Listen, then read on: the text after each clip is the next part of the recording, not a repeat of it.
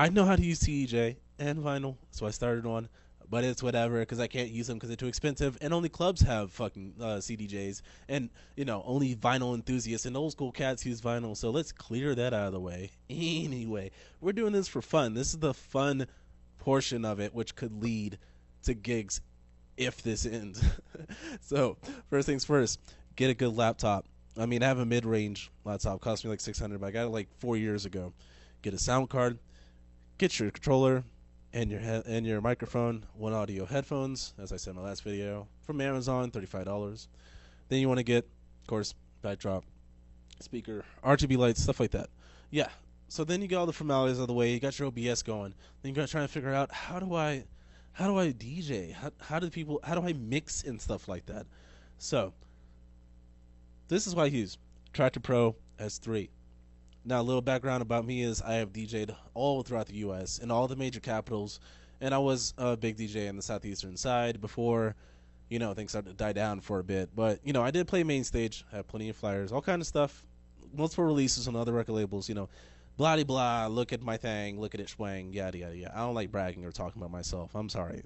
I've been doing this since I was 13, and then I became pro when I was 18. So I don't like to really think of it as like I like to have fun with it. It is what it is. So anyway, we're gonna start out with some categorizing. Yes, forget the genre of house. I was gonna say house.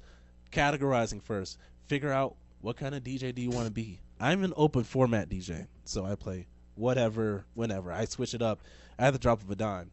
So I usually, start out with house, go into trap, go into dub, go into hip hop, go into old school, finish out with future bass. I like to live an emotional ride with it. So first things first, figure out your genre. Now, the things you see on the screen, we're going to talk about that. We're going to get that out of the way. So you have the effects. Usually the effects is up or below what is this thing in the middle with the waveforms. That's the waveform indicator. That's usually showing where the music is. Now, you have your Q button, which is where you want the song to start. I can go like right here. Set a Q by pressing the Q button, and then get that ready to go. You know what I'm saying? So you always start on the 1. The 1 is the kick. There's always a 1. The 2 is the snare. The 2. You always have 1, 2, 1, 2. So now the reason that is that's just like how music has always been, as I've noticed. So when you start now on the 1, you count in your head by 8 4 times. That is the main secret to mixing quicker than a dime, or if you just want to mix in real smooth, like you count to 8 4 times, you can mix in any song as long as the BPMs are matched up. Speaking of which, these little numbers right next to VO3, that 124.84 on my tractor, that is the BPM. So we're going to move that up to like there we go, 25 BPM, right? That is the main BPM that I'm going to be riding for a while. Or if you are only do house, keep it at 25 or speed it up to 28. So we have it at about, I keep moving it for some reason, 25, right? Now we're going to find another song that is 25. So let's do like We Fall Down. Now I know DJs are screaming in their head, oh, you're not matching the keys. We're going to get to that. That's a little advanced thing. Right now, the basics is BPM mixing. So we're going to take, let's say, the drop of this song, because we're going to mix a drop with an intro. Or, no.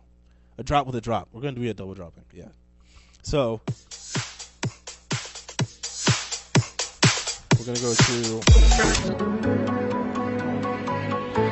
Now the drop, I have, so if you're noticing there are colors on mine, that's because I have it set to color mode. If you go to settings, and there should be somewhere in here where you could find it. I think it's in track decks? Yes. No. It's in deck layout? Yes. And then there's color mode. It's usually set to ultraviolet, which makes everything blue. That's if you don't care about visual mixing and only in-ear mixing. But it's easier on visual mixing because that way you can know the EQ. So I keep it on spectrum mode. Now that whole thing is, the spectrum is the red is the bass lines, the green is the vocal, the blue is the high.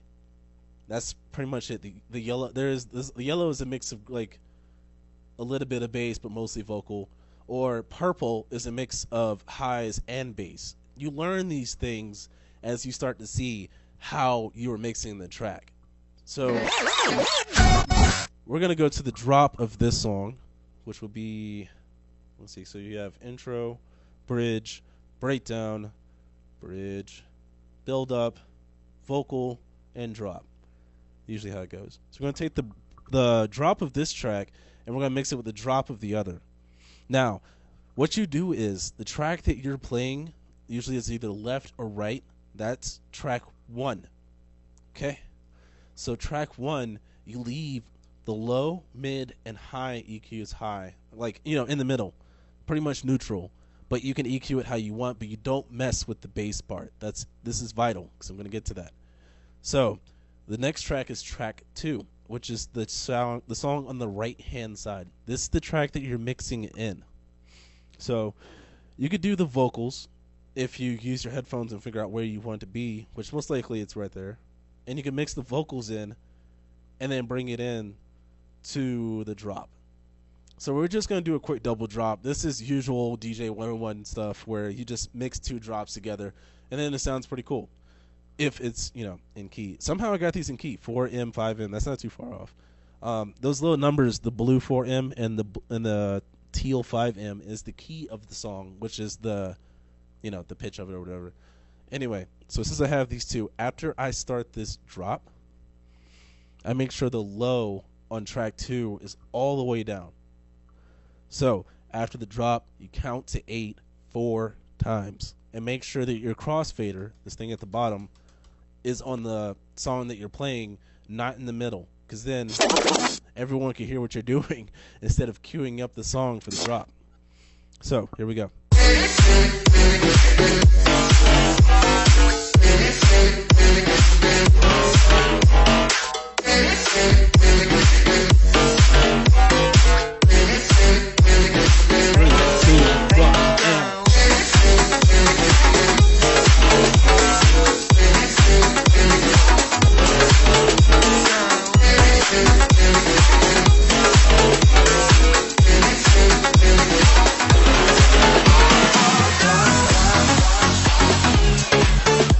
You see how I did that?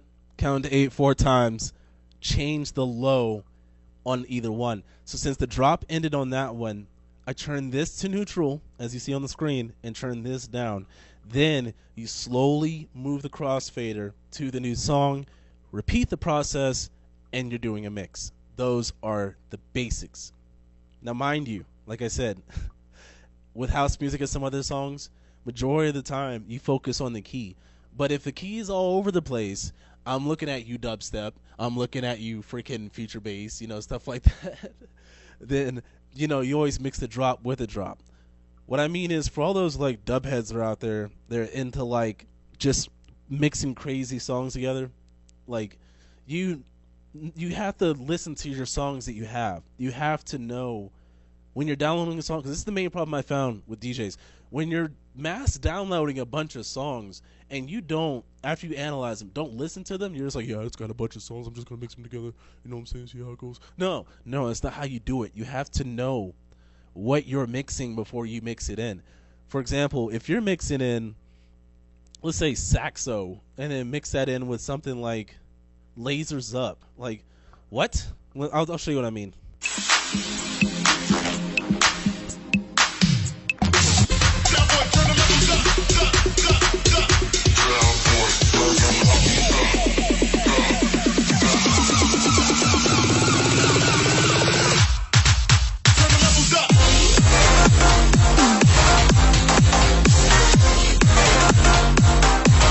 Like, what is that garbage? No, that's what we call train wrecking. And what you don't want to do when you're booked for a gig is train wreck and play something like that, making you look real stupid, pausing the whole dance floor, and people literally will throw you out above their heads out the back door. What you want to do is practice before you ever think of getting on stage or even playing this on a live stream, because people don't want to hear just two different, not mixing melodies. You got to know what you're playing. So what I mean is, I know for a fact Laser Up has that that kind of sound. Then I know it's by Barely Alive and Abstract. They are known for harder synth sounds, whereas something like Arnello is like, just classic future bass kind of stuff. So you can make something like Came to Get Funky, or you can mix that with Clean Bandit. You got to figure out what your songs are. Don't play random tracks. That's all it is. Now, EQing. This is why you need good headphones. This is also a basic DJ necessity. The mid, let me show you what each one does. I'm going to turn the volume down. The mid is the center of the song. The low, bass of the song. And the high is the treble of the song. So if you're going to turn the treble down, that's because it's too sharp. If it's too bassy, you turn the low down by, at least by like 20%, I'd say, is like a good one that it doesn't take out too much bass. Some songs have like really distorted bass. Got to figure out what your ratio is. EQing is a thing that you really need to focus on because it helps you train your ears to focus on how a song is supposed to sound clearly out to the crowd and not like it's chopping their ears in high quality audio. Another thing is that we are going to move to the effects. Now, a lot of people would just pick random effects and throw them in, but there is also a timing to effects. One thing you don't want to do is have like this drop going and you just got an effect going the whole time. Then you're looking at the sound engineer like it's his fault, or you're looking at your laptop like it's its problem. You know what I'm saying? When you forgot to turn off the damn effect, you dumb, and then it should be. Now, when you're playing effects, it's usually on a 1 beat, which is 1, or 1, 2, which would be a 2 beat. So if I'm going to play, like, let's say my beat masher, which lets me take a piece of the song and then glitch it out. If I'm going to play that, it should be 1 beat, or 2 beat. That's what I mean.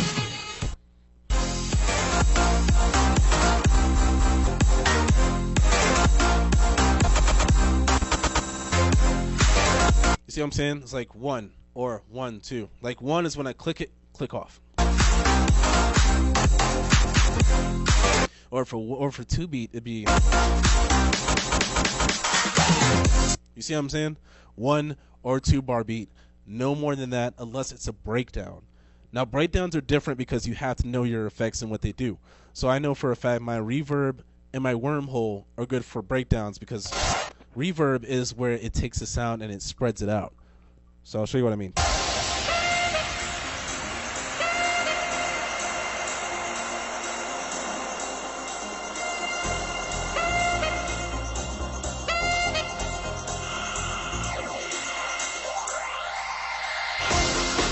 See what I'm saying? 1 or 1, 2. With a breakdown, you could bring it out to 1, 2, 3, 4. That's if you use flanger, phaser, any of the old school effects that you find that will fit. But you don't want to smother the song in effects. So it's 1 or 1, 2. You just try to keep it short because people want to hear how the song was meant to be. You don't use any effects in hip hop. That's true. That's a whole different thing.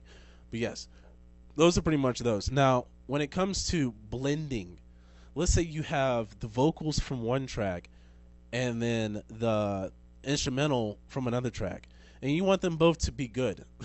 I don't know if I could play 2 vocals without it being, 2 of those without it being, getting copyright stricken, but I'll try it.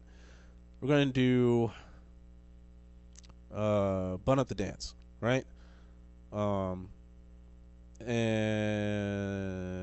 Middle Finger. Cool. So we're going to take the acapella. Ooh, I don't know why that thing hit sync. Ooh, God, no. We're going to match the BPMs first. So we're going to do 28 by 28, right? So like I said before, you count to 8 4 times after the beat starts. That's when you mix in the acapella. So we're going to do right about here. And make sure that, the bass is off before you play it in. Get those 2 lined up. Here we go.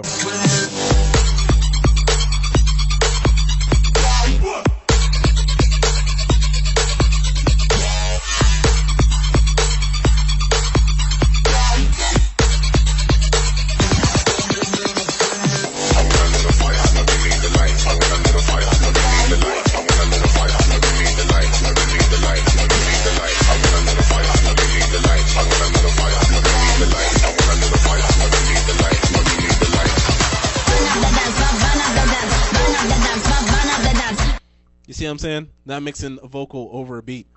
So but it has to go with it. Like you can't play like an R&B type of vocal, like something soothing, over a hype beat like that. So you just gotta figure out what goes through as you categorize your music and you listen to it and you play around with the songs that you download. You figure out what goes with what would sound good with this, and you test different things and you find different ideas. That is the beauty of DJing, is combining different things and making them into a new mashup or something. That's how you figure out, that's the basics of mixing. I'm sorry this is a little long, but yeah, those are pretty much all the basics you need to know so far. BPM, keys, song counting, stuff like that, finding music, categorizing it, and then figuring out how to use your system. How you use your system is based totally on what you get. You can get something I get, you can get something different, but you got to figure out how to use it. And then you figure out different ideas. Double dropping and blending are super basic compared to something like drum and bass, where you're cutting and effects and mixing and blending. It's a whole different thing. But yeah, I hope you enjoyed the video. It's your boy Mbex. I hope I didn't confuse you or anything, and I hope that you learned the basics of how to DJ here at home. Thank you. Have a good one. Be safe, and goodbye.